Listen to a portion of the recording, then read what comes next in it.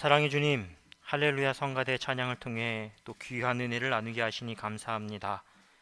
우리 모두가 선한 목자 되신 주님 따라 생명의 길을 걸어가게 하여 주시옵소서. 이제 주의 말씀을 듣습니다. 갈 길을 알지 못하는 저희들, 주님 말씀을 통하여 주님께 배우고 주님 말씀 따라 다시 살겠다라는 다짐을 하게 하여 주옵소서. 예수 그리스도의 이름으로 기도합니다. 아멘. 할렐루야. 네, 주님 은혜 또 주님 주시는 평강 우리 성도님들께 가득 넘치기를 축복합니다. 지난 주일부터 우리가 함께 요한계시록의 소아시아 7개 교회에 관한 말씀 나누고 있습니다. 이 말씀을 우리가 나누는 이유는 첫 번째는 우리 교회를 또 동시에 우리 삶을 하나님이 거하시는 성전, 교회로 건강하게 복되게 세워가기 위한 지혜를 함께 나누고자 함입니다. 주님께 말씀을 받은 편지를 받은 소아시아의 7교회는 이렇습니다. 우리 화면에 순서별로 나와 있는데요. 에베소 교회, 그리고 오늘 함께 나눌 서머나, 그리고 버가모, 두아디아, 사데, 빌라델비아, 라오디게아, 이렇게 7교회가 주님께 편지를 말씀을 받았습니다. 완전수 7이 상징하듯 이 7교회는 이때 당시에 소아시아 지역에 거하는 특정 교회를 가리키지만 그 교회만을 가리키는 것은 아닙니다. 당시의 모든 교회를 대표하는 것이죠. 그리고 시간을, 장소를 거슬러서 오늘 이 시간, 이 시점에 이르기까지 모든 교회와 성도를 상징한다라고 할 수 있습니다. 그래서 7교회에게 주신 말씀은 바로 우리 교회를 위해 주신 말씀입니다. 바로 저와 우리 성도님을 위해 주신 주님의 말씀인 줄 믿습니다. 지난 주일에는 첫 번째 시간으로 에베소 교회에 관한 말씀을 나눴습니다. 주님은 에베소 교회가 거짓 교사들을 용납하지 않고 도리어 그들을 시험하여서 무엇이 잘못되었는지 거짓되었는지를 드러내고 또 그 일을 위해 수고하고 헌신한 것을, 인내한 것을 칭찬하셨습니다. 하지만 다른 한편으로 주님은 너희가 첫사랑을 잃어버렸다 책망하시고 첫사랑, 처음 사랑을 회복하라라고 명령하셨습니다. 오늘은 두 번째 시간으로 주님께서 서머나 교회에게 하신 말씀을 함께 나누려고 합니다. 서머나 교회는 7교회 도시 중에서 오늘날까지, 지금까지 남아있는 유일한 도시들입니다. 나머지 도시들, 나머지 교회들은 다 흔적만, 터만 남아 있습니다. 현재 터키의 3대 도시인 이즈미르라는 도시가 오늘 성경에 등장하는 서머나라는 도시입니다. 서머나는 화면에 보시는 것처럼 에베소에서 북쪽으로 한 80km 정도 떨어진 곳에 위치한 항구 도시입니다. 당시의 인구가 20만 명 정도였다고 합니다. 그러니 상당히 큰 도시였죠. 무역도, 경제, 문화, 여러 가지로 부유한, 풍성한 그런 도시였습니다. 서머나라는 이 도시의 이름은요, 동방 박사가 아기 예수님의 탄생을 축하하면서 찾아가고 또 예물을 드리지 않습니까? 그때 드렸던 예물 중 하나가 몰약입니다. 바로 이 서머나 이즈미르라는 도시의 이름이 몰약이라는 뜻입니다. 지금까지도 이 몰약은 우리가 아플 때 신체의 고통을 덜어주는 약재로도 쓰이고 또 음식이 부패하는 걸 막아주는 방부제로도 사용됩니다. 그런데 이 몰약의 향이 참 좋아서 많은 사람들이 좋아한다고 합니다. 하지만 이렇게 향이 좋고 사람의 몸을 건강케 하는 몰약이라는 이름을 가진 서머나 이 도시지만 정작 이 도시의 영적인 상태는 병들고 악취를 풍기는 상태였습니다. 특별히 서머나는요, 당시에 다른 여러 유력한 도시들을 제치고 황제의 신전을 세우는 도시로 선택을 받습니다. 너도 나도 이곳저곳에서도 우리가 황제의 신전을 세우겠습니다 다 신청을 했는데 서머나가 최종적인 도시로 선택을 받은 것이죠. 이 사건 이후로 서머나는 당시의 여러 도시 중에 황제 숭배의 중심지가 되었습니다. 마치 일제가 우리나라를 강점했을 당시에 우리나라 국민들에게 또 교회에게 무엇을 강요했습니까? 신사참배를 강요했죠. 그래서 대부분의 교회들이 이 신사참배에 굴복을 했습니다. 똑같이 이때 당시에 서머나 시민들도 1년에 한 번씩은 꼭 황제의 신전을 찾아가서 분향을 해야 했습니다. 그리고 분향한 것으로 끝나는 게 아니라 증명서까지 발급받아야 했습니다. 나는 황제 숭배에 참여한 사람입니다. 도장이 꽉 찍힌 증명서를 발급받아야 됐던 것이죠. 그리고 만약 황제 숭배를 거부하는 사람, 하지 않은 사람은 감옥에 갇히거나 목숨을 잃는 심한 박해와 핍박을 받았습니다. 그런데 당시의 시대가 이랬는데 서머나 교회 성도들은 끝까지 황제 숭배를 거부하면서 온갖 박해와 순교를 감내했습니다. 대표적인 예가 오늘 이 요한계시록을 쓴 예수님의 제자 사도 요한, 그 사도 요한의 직제자였고 그리고 서머나 교회의 첫 번째 감독, 담임 목사라고 할 수 있었던 폴리캅이라는 인물의 순교 이야기를 들 수 있습니다. 폴리캅이라는 이 감독이 화형을 당해서 순교를 당했습니다. 그런데 그때 그의 나이가 무려 86세였습니다. 이 86세의 노인을 화형에 처해야 하는 이 로마의 총독이 그를 바라보고 아무래도 측은한 마음이 들지 않겠습니까? 내가 저 다 연로한 사람 죽여서 뭐하냐, 어떤 의미가 있을까라면서 불쌍히 여겨서 그를 좀 돕고자 하는 마음에 여보시오 폴리캅 감독, 당신이 딱 한 번만 황제가 주님이시다라고 이 한마디만 하면 내가 당신을 풀어주겠다라고 회유했습니다. 그런데 이 회유를 받은 폴리캅이 이렇게 말합니다. 내가 86년간 그리스도를 섬겨왔는데 그분은 나에게 단 한 번도 해를 끼치거나 배신한 적이 없는데 그런데 내가 어떻게 나를 구원하신 그분을 모욕하고 배신할 수 있겠습니까?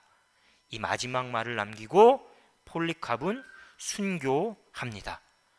폴리캅의 순교 이야기에서 알 수 있듯이 서머나 교회는 정말 모진 박해를 받았음에도 불구하고 끝까지 믿음을 지킨 교회입니다. 바로 이 교회, 이 성도들에게 주님께서 어떤 말씀을 하셨고 그 말씀 속에서 우리가 배우고 도전받아야 할 점은 무엇인지 함께 자세히 살펴보겠습니다. 지난 시간에 말씀드린 것처럼 7교회에게 보낸 편지는 일정한 패턴이 있습니다. 공통적인 순서, 흐름이 있다는 것이죠. 언제나 편지의 시작은 교회를 향해 말씀하시는 주님, 그 주님이 어떤 분인지에 대한 소개로 시작합니다. 에베소 교회에게도 서머나 교회에게도 주님께서는 나는 어떤 사람이다, 어떤 분이다라는 소개로 시작을 하는데요. 교회에게 주시는 각각의 칭호는 요한계시록 1장 9절 이하에 보면 요한이 환상 속에서 주님을 여러 모습으로 묘사를 합니다. 주님은 이런 분입니다, 이런 분입니다, 이런 분입니다. 다양하게 묘사하는데요. 그 다양한 묘사 중에 각 교회에게 부합하는 딱 들어맞는 것들을 선택해서 에베소 교회에게는 이런 주님, 서머나 교회에게는 이런 주님, 다양한 그런 모습으로 주님께서 자신을 소개하는 것입니다. 서머나 교회를 향해 주님은 두 가지로 자신을 소개합니다. 먼저 주님은 자신을 나는 처음이요 마지막이다 라고 소개합니다. 처음이요 마지막이다. 이 칭호는 요한계시록 1장에 기록된 나는 알파요 오메가다라는 말과 똑같습니다. 알파요 오메가. 우리 지금 앞에 강단 보시면 이 촛대 아래 뭔가 모양이 글자가 새겨져 있죠. 이게 바로 그리스어, 헬라어 알파와 오메가, 영어로 말하면 A부터 Z, 처음이자 마지막이라는 뜻입니다. 그런데 이 알파요 오메가, 처음이요 마지막이라는 말은, 이 표현은 하나님께서 이사야 선지자를 통해서 오래전에 이미 여러 번 말씀하신 하나님 자신에 대한 표현입니다.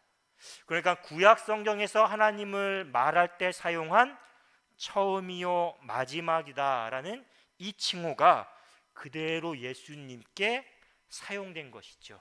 이게 무엇을 의미하겠습니까? 예수님이 곧 하나님이시다라는 뜻입니다. 예수님이 하나님이시기 때문에 온 세상의 통치자요 주권자시다라는 표현입니다. 그래서 나는 처음이요 마지막, 알파요 오메가다라고 주님이 서머나 교회를 향해 자신을 소개합니다. 또한 예수님이 처음이요 마지막이라고 말씀하시는 것은 마치 이런 것과 똑같습니다. 우리 성도님들 몸이 너무 아플 때 있지 않습니까? 온몸이 정말 다 아픈 것 같아요. 그때 뭐라고 표현해요? 어떻게 표현합니까? 내가 머리끝에서 발끝까지 안 아픈 데가 정말 하나도 없다라고 하잖아요. 머리끝에서 발끝까지 처음이요 마지막이다, 전부다라는 뜻이에요. 전부다. 주님이 이 세상의 전부가 되신다. 특별히 주님은 시간의 처음인 태초부터 시간의 끝, 세상의 마지막인 그 영원까지 온 시간에 함께 하시는, 다스리시고 통치하시는 분이다라는 것이 바로 처음이요 마지막이다라는 뜻입니다. 두 번째 칭호는 주님이 서머나 교회를 향해 나는 죽었다가 살아난 이다라고 말씀하십니다. 죽었다가 살아난 이다라는 표현은 지금 서머나 교회의 상황과 조금 더 밀접하게 직접적으로 연관된 표현입니다. 왜냐하면 우리 예수님도 똑같이 박해와 고난을 몸소 다 겪으셨고 십자가에 달려 돌아가셨고 그리고 부활하신 분이기 때문이죠. 그런 예수님께서 나도 십자가 고난 당했고 나도 십자가에 죽임 당했다. 그러니 내가 왜 서머나 교회야 너희의 고통을 모르겠냐? 내가 다 안다. 내가 다 안다. 이런 위로의 음성으로 주님이 자신을 소개하는 것입니다. 실제 이어지는 오늘 본문 9절 말씀 보면 서머나 교회를 향한 칭찬 말씀 보면요, 제일 먼저 내가 너희를 잘 알고 있다라는 표현으로 시작합니다. 한글 성경에는 내가 내 환난과 궁핍을이라고 시작하지만요, 헬라어 원문은 내가 잘 안다, 내가 다 안다, 이 말씀으로 성경이 시작됩니다. 예수님이 서머나 교회를 칭찬하신 내용은 세 가지입니다. 곧 서머나 교회가 겪었던 환난, 궁핍, 그리고 비방입니다. 먼저 환난은 무거운 짐에 짓눌려서 내 몸이 다 부서지는 것과 같은 고통, 그게 바로 환난입니다. 그런데 이 고통, 이 환난은요, 오늘 우리가 돈이 있다가 없어져서 건강했는데 건강을 잃어버려서 사람들이 점점 하나둘 내 곁에서 떠나가서 그래서 느끼는 고통, 그런 환난과는 다른 고통입니다. 그리스도인이라는 이유 하나로 로마 황제가 주님이 아니라 예수 그리스도가 주님이라고 고백하는 이유 하나 때문에 겪어야 하는 고통, 환난, 그것을 의미합니다.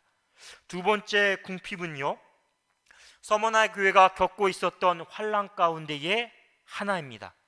당시 서머나의 시민들, 그러니까 주님을 믿지 않는 사람들은 서머나 교회 성도들이 그리스도인이다라는 이유 하나 때문에 자신들의 모임에 끼워주지 않았어요. 특별히 장사하는 사람들은 장사를 하려면 오늘날과 똑같이 장사하는 사람들끼리 조합을 만듭니다. 가격을 서로 이렇게 일정의 표준 가격을 정하기도 하고, 물건을 너무 많이 풀면 가격이 떨어지니까 이 수요와 공급을 어느 정도 조절하는 그런 조합을 다 만들었던 것이죠. 그런데 서머나 교회에서 장사하는, 판매하는 사람들이 그리스도인 성도들을 그 모임에 끼워주지 않았어요. 물건을 사는 사람 입장에서도 서머나 교회 성도들이 재배한 그 농작물들을 구입하지 않았습니다. 왜냐하면 그리스도인들이 재배한 그 농작물들은 풍요의 신, 농사의 신에게 축복을 받지 않은 농작물이기 때문에 병충해도 걸렸을 것 같고 괜히 먹었다가 배탈 날 것 같고, 그러니 그리스도인들이 재배한 그런 물품들, 농작물들은 구매하지 않았던 것입니다. 그러니까 서머나 교회 성도들은요, 황제 숭배를 거부한다, 우상 숭배를 거부한다라는 이유 하나 때문에 이 도시 전체에서 일종의 왕따를 당한 겁니다. 왕따, 집단 따돌림을 당한 것이죠. 그러니 먹고 살기가 힘들지 않았겠습니까? 점점 생계를 꾸려나가기 힘들 정도로 극심한 가난, 궁핍을 겪을 수밖에 없었던 겁니다. 마지막 세 번째 주님께서 칭찬하신 건 그들이, 서머나 교회 성도들이 비방을 견뎠다라는 것입니다. 이게 가장 중요한 것인데요, 비방을 견뎠다라는 것은 구체적으로 말하면 주님은 서머나 교회가 스스로 유대인이라고 말하는 사람들, 그러니까요, 나는 유대인이다, 우리는 하나님의 백성이다라고 말하는 이 유대인들의 비방을 잘 견뎠다라고 칭찬하십니다. 앞에서 서머나 교회가 겪게 된 어려움을 두 가지로 설명했습니다. 첫째는 환난, 두 번째는 궁핍입니다. 그런데 서머나 교회가 환난당하고 궁핍을 겪어야만 했던 결정적인 이유가 바로 이 유대인들의 비방 때문이었습니다. 유대인들의 비방. 유대인들은 예수님을 믿지 않았죠. 예수님이 하나님의 아들, 곧 메시아다라는 사실을 인정하지 않았습니다. 그래서 사도 바울을 통해 우리가 알 수 있듯이 유대인들은 교회와 그리스도인들에게 적대감을 품었고 계속적으로 복음이 전파되는 것을 막았습니다. 할 수만 있다면 온갖 비방과 박해를 일삼았던 사람들이 바로 유대인입니다. 그런데 당시 서머나에도 이 유대인들이 많이 거주하고 있었습니다. 서머나의 유대인들 역시 교회와 성도들을 거짓으로 또 악의적인 소문으로 비방했습니다. 심지어 황제 숭배를 거부한다는 죄를 씌워서 직접 자기 손으로 그리스도인들을 붙잡아다가 시 당국에 고발하기까지 했습니다. 그러니 이 유대인들의 비방 때문에 서머나 교회의 성도들은 감옥에 갇히고 매맞고 심지어 죽임까지 당해야 했던 것입니다. 만약 오늘 우리가 서머나 교회와 같은 상황에 놓였다면 우리 성도님들 어떤 선택, 어떤 행동을 했을지 한번 생각해 보십시오. 환난, 궁핍, 비방, 이 모든 것들을 다 감내하면서 우리가 이들처럼 믿음을 올곧게 지킬 수 있을까요? 물론 적어도 오늘 우리는요, 이들처럼 내가 그리스도인이다, 교회 다닌다라는 이유 하나 때문에 매맞거나 감옥에 갇히거나 이런 물리적인 박해, 고난을 겪지는 않습니다. 하지만 오늘날에도 우리가 말씀대로 살기 위해서 믿는 바대로 살고자 하면 분명 크고 작은 고통과 고난을 감내해야 합니다. 가령 이런 경우입니다. 제 주위에는 시골로 내려가서 목회도 하고 또 농사도 병행하는 목사님들이 몇 분 계십니다. 그분들은 모두 해마다 잡초 때문에, 해충 때문에 고생합니다. 정말 얼굴 새카맣고 손은 다 부릅뜨고 손톱에는 흙대가 다 끼어있는 고생하는데 정작 농사를 마치고 손에 돌아오는 수익은 얼마 되지 않습니다. 하지만 그분들은 농사를 처음 배우고 시작할 때부터 지금까지 유기농법으로만 농사를 짓습니다. 왜 이분들이 고생하면서 유기농법으로 농사를 짓냐? 이런 이유입니다. 그래도 내가 그리스도인인데, 그래도 내가 목사인데 하나님이 창조하신 자연과 이웃에게 해를 끼칠 순 없다. 이 이유 하나 때문에 유기농법을 고집하는 것이죠. 그런데 사실 목회자들보다 우리 성도님들께서 이와 비슷한 고민과 갈등을 겪을 때가 훨씬 더 많을 것입니다.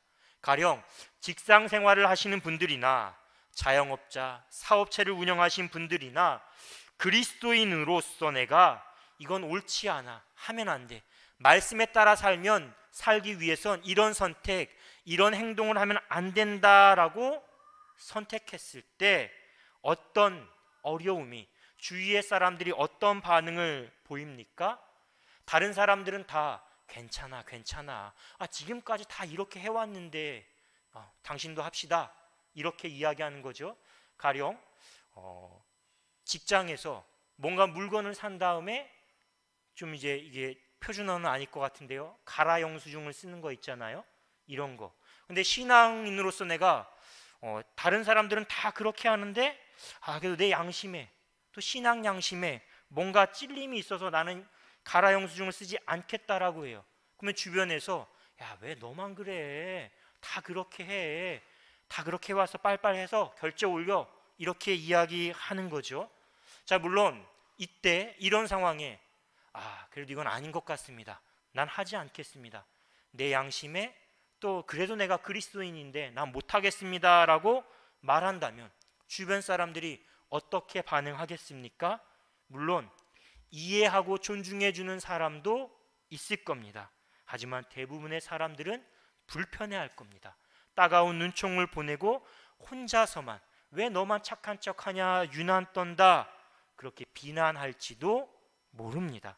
자연히 그렇게 행동하면 관계도 서먹해지고 불편해질 수도 있고요, 또 승진 경쟁이나 매출 경쟁, 실적 경쟁에서 뒤처지면서 어떤 불이익을 받을지도 모릅니다.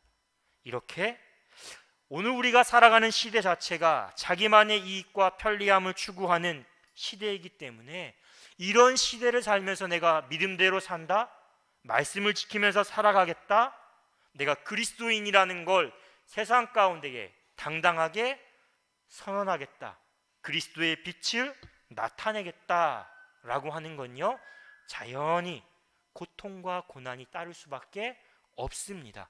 불편함과 손해를 감내해야 할 때가 적지 않다는 것이죠.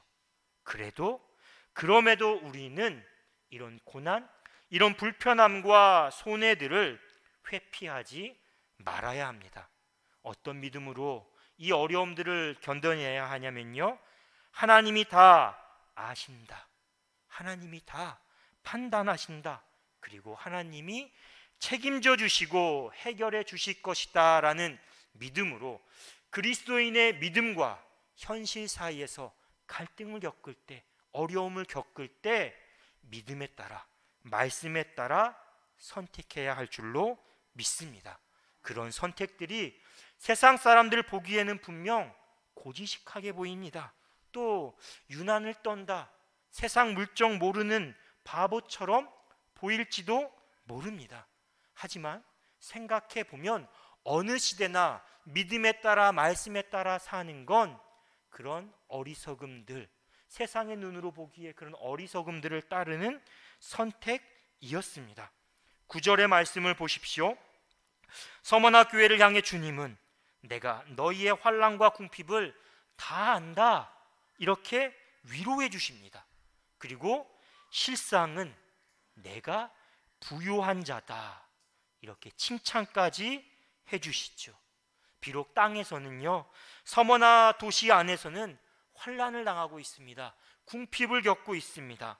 하지만 하나님께서 그들을 바라보시면서 내 눈에는 너희가 누구보다 부유한 사람이다, 누구보다 풍성한 삶을 살아가고 있다라고 칭찬해 해주십니다. 왜냐하면 서머나교회 성도들의 삶이 스스로 부유하신 분이신데 가난하게 되셔서 우리를 부유하게 하고자 했던 그 예수님을 따르는 삶이었기 때문입니다. 자발적으로 기쁨으로 그리스도의 남은 고난을 채우는 삶이었기 때문에 주님이 이들을 향해 실상은 내가 부요한 자다 이렇게 칭찬하시는 것입니다. 반대로 주님은 자칭 유대인이다 이 말에서 알 수 있듯이 서머나 교회를 비방하고 박해하는 유대인들을 인정하지 않으십니다. 오히려 우리는 하나님의 백성이야, 우리야말로 하나님께 택함 받은 백성이야 라고 말하는 이 유대인들을 향해서 주님이 무엇라 말씀하십니까? 사탄의 회당이다. 하나님의 백성과 사탄의 회당, 끝에서 끝이죠. 왜 유대인들이 사탄의 회당이라고 비판, 이 저주에 가까운 말씀을 들어야 했을까요? 주님의 몸인 교회를 비방하고 그리스도인들을 박해하는 일이야말로 하나님을 대적하는 사탄의 일, 사탄을 따르는 일이었기 때문입니다. 더욱이 주님은 서머나 교회를 향해서는요, 놀랍게도 어떤 책망도 하지 않으십니다. 에베소 교회에게는 책망이 있었습니다. 주님의 편지를 받은 7교회 중에서 책망받지 않은 교회는 딱 2교회밖에 없습니다. 오늘 서머나 교회, 그리고 마지막에 가서 우리가 살펴볼 빌라델피아 교회, 딱 2교회밖에 없던 것이죠.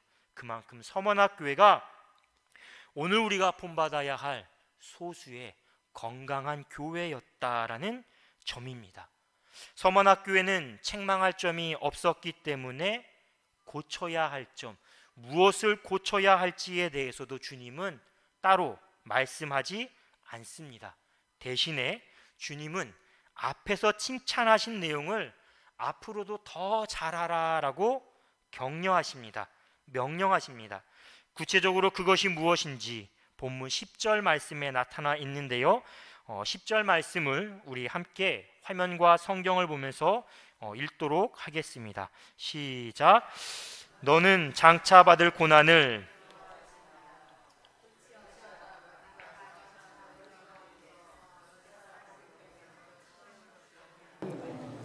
너희가 10일 동안 환난을 받으리라. 내가 죽도록 충성하라. 그리하면 내가 생명의 관을 내게 주리라. 아멘. 말씀을 잘 한번 생각해 보세요. 서머나교회 성도들의 입장에서 생각한다면 주님의 이 10절 말씀이 조금 섭섭하거나 아니면 좀 실망스럽지 않았을까요? 아니면 주님 그래도 좀 해도 이건 너무하신 거 아닙니까? 이런 생각을 하지 않았을까요? 왜냐하면 지금까지 충분히 고난을 당하고 있습니다. 그런데 주님께서 그래, 지금까지 고생했다, 이제는 행복 시작이다, 이런 말씀을 하시는 게 아니라 장차 받을 고난에 대해서 말씀하세요. 앞으로 고난이 더 남았다라는 것이죠.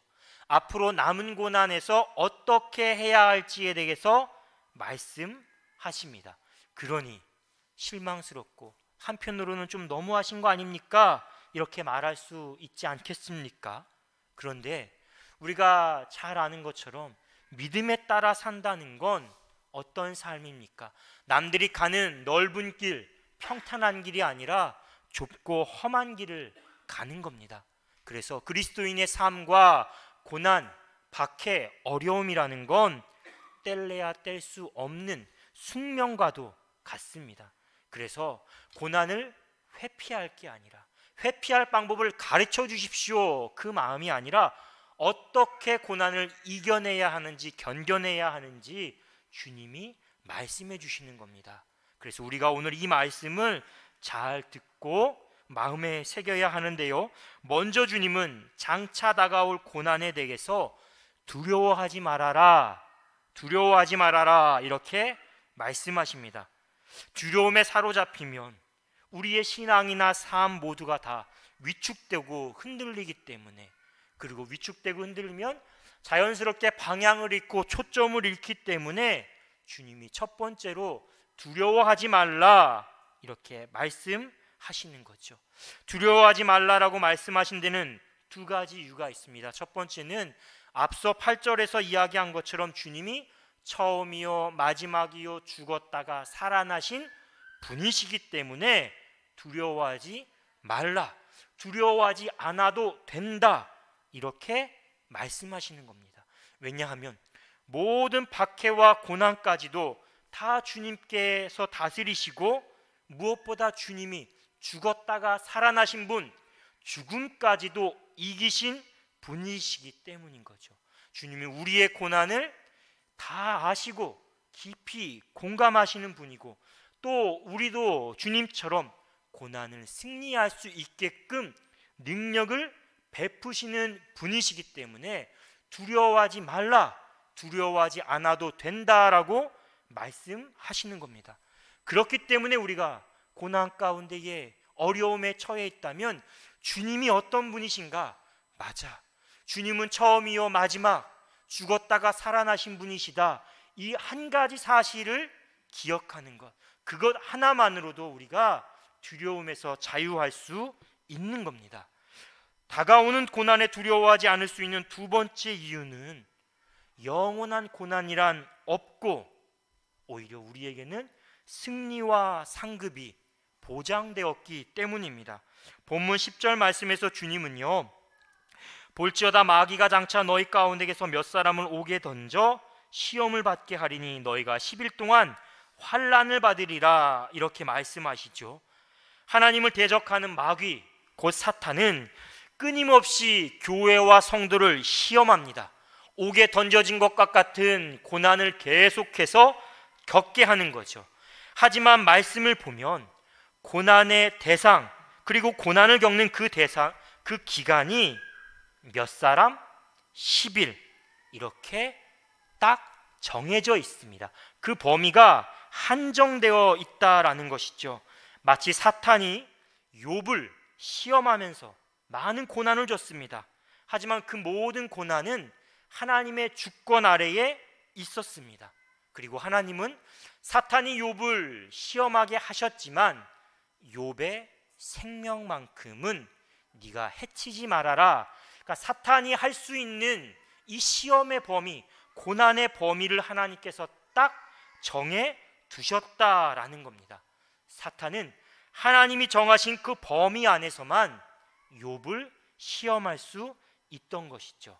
다른 한편으로 몇 사람 그리고 12일이라는 시간은 바벨론의 포로로 끌려간 다니엘과 세 친구의 이야기를 우리로 하여금 떠올리게 합니다.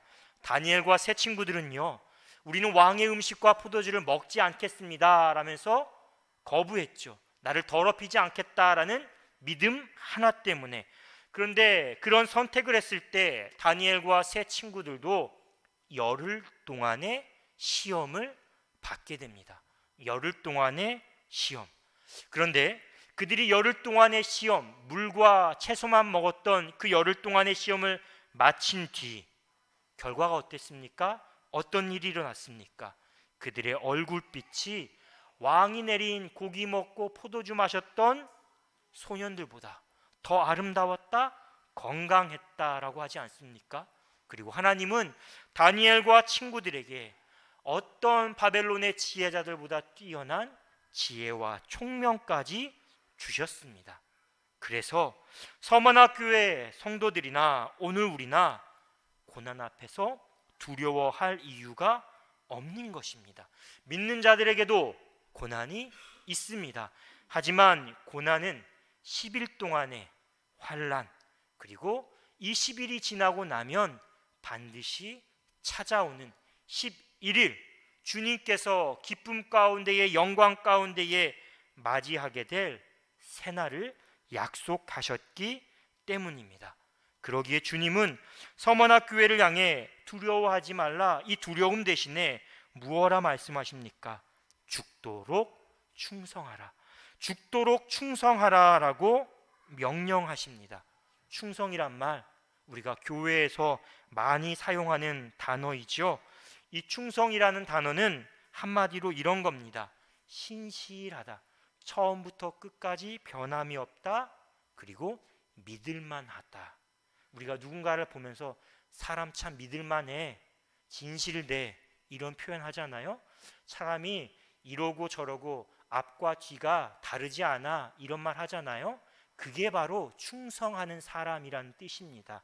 일만 열심히 하는 사람이 아니라 신실한 사람, 믿을 만한 사람이 충성스러운 사람이라는 뜻이죠. 서머나 교회 성도들이 처한 상황 고려하면 죽도록 충성하라, 이 명령은 정말 죽을 때까지 충성하라는 말이에요. 순결을 각오하라라는 말입니다. 하지만 오늘 우리가 살아가는 이 현실에 이 말씀 적용하면 끝까지 한결같이 진실하게 주님의 일을 하라, 주님 보시기에 그런 사람이 되라라는 말씀입니다.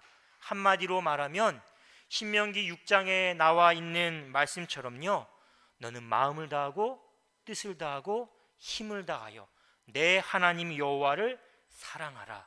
이게 바로 충성입니다. 충성.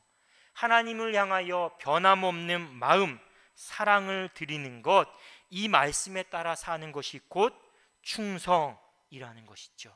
사랑하는 성도 여러분, 주님께서 말씀하신 이 죽도록 충성하라는 건요, 적당히 대충 하는 것도 아니고요, 기분에 따라서 상황에 따라서 그때그때 변하는 것도 아닙니다. 작은 일, 큰 일, 내가 하고 싶은 일, 내가 하기 싫은 일 가려가면서 하는 것도 아니죠. 충성은 일편단심입니다. 한결같은 마음으로 주님을 사랑하는 것, 그리고 내가 그리스도의 일꾼이다라는 생각으로 주인 되시는 주님의 마음을 헤아려서 주님의 기쁨을 위해 일하는 것, 그게 바로 충성이고요. 특별히 고난의 때에도 변하지 않는 것, 흔들리지 않는 것. 그래서 주님이 바라보시면서 그래, 너는 참 내가 믿을만하다라는 말씀을 듣는 게 바로 충성이라는 겁니다. 그리고 주님은 이렇게 죽도록 한결같이 충성하는 성도와 교회에게 상급과 축복을 약속하셨습니다. 첫 번째가 생명의 면류관입니다. 면류관. 운동 경기에서 끝까지 잘 달려서 승리한 사람, 그 사람 머리에 씌워지는 면류관. 우리가 이 땅에서 선한 싸움 다 마치고 주님 나라 갔을 때 주님께서 바로 이 생명의 면류관을 씌워주신다라고 약속하시고요. 두 번째는 둘째 사망의 해를 받지 않는 겁니다. 첫째 사망은 내 몸이 죽는 것이고요, 둘째 사망은 육신의 죽음이고에 믿지 않는 자들이 당하게 될 심판과 형벌입니다. 우리가 흔히 말하는 지옥불에 떨어지는 것, 그게 바로 둘째 사망, 영원한 고통입니다. 요한계시록은 이것을 불못이라고 해요. 불못. 불과 유황이 타는 못에 떨어져서 고통을 당한다.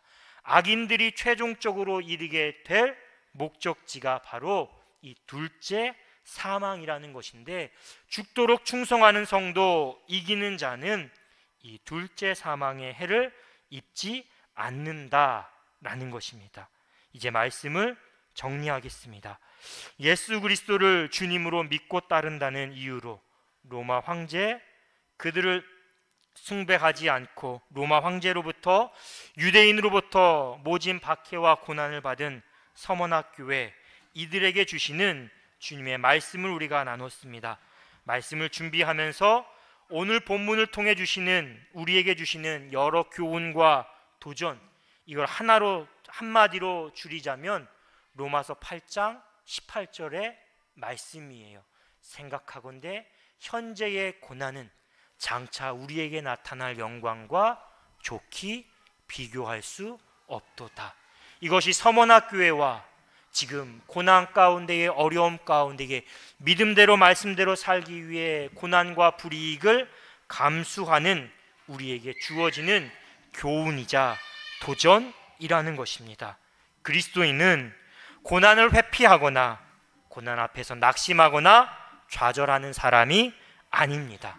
고난을 겪을지라도 믿음으로 삶의 자리에서 복음의 씨앗을 뿌리고 소망 가운데에 인내하고 기다리는 사람이고요, 사랑으로 가꾸고 돌보는 사람입니다. 그리고 마침내 기쁨과 영광의 열매를 거두는 사람, 그 사람이 바로 그리스도인입니다.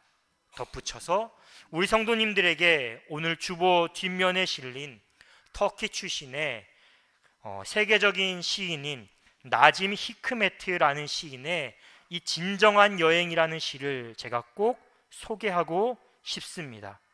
진정한 여행, 이 진정한 여행이 우리 신앙의 언어로 표현하면 믿음의 순례라고 할 수 있습니다. 서머나교회 성도들처럼 하나님 나라를 향한 순례의 길을 우리는 걸어갑니다. 이 믿음의 순례에서 고난은 피할 수 없습니다. 하지만 고난이 우리가 걸어가야 하는 이 순례 여정의 전부도 아니고요, 이 순례 여정에 다다르게 될 최종 목적지도 아닙니다.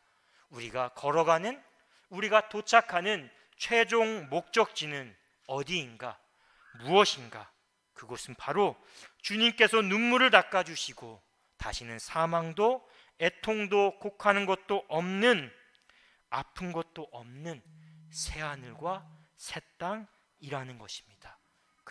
그렇기 때문에 고난 가운데에서 두려워하지 마시고 오히려 고난 가운데에서 더 주님을 의지하고 붙잡고 죽도록 충성하는, 주님이 믿을 만한 신실한 성도요 교회가 될 수 있기를 주님의 이름으로 축원합니다. 함께 말씀 묵상하며 침묵으로 기도하겠습니다.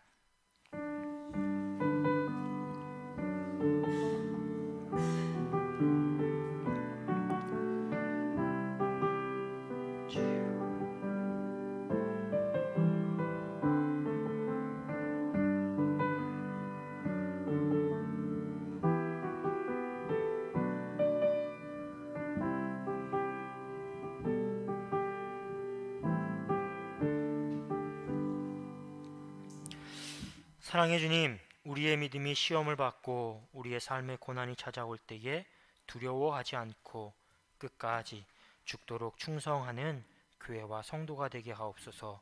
폴리캅의 마지막 고백처럼 단 한 번도 우리에게 해를 끼친 적도 없으시고 우리를 배신한 적도 없으신 주님을 위해 믿음을 지키는 삶, 복음의 빛을 비추는 삶 살게 하여 주옵소서. 예수 그리스도의 이름으로 기도합니다. 아멘.